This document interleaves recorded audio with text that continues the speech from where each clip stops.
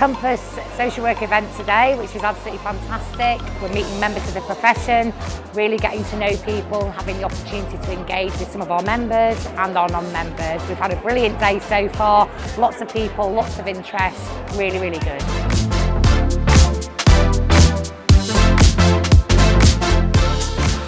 There's so many people to talk to, everyone's so friendly, there's so much to do, and you get your CPD, which is really important, but also there's loads of different seminars going on throughout the day, so it definitely will benefit you to talk to other social workers, get that shared experience, but also enhance your knowledge and your practice and your skills.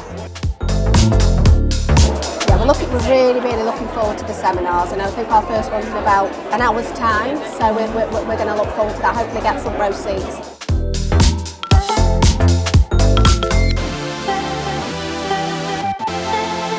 Today in Birmingham, it has been busy. It's been so good. We've filled in more than 150 applications already. We've been talking, we've been networking, we've been looking at other stands. It's been absolutely incredible. The buzz, the atmosphere, it's been really good.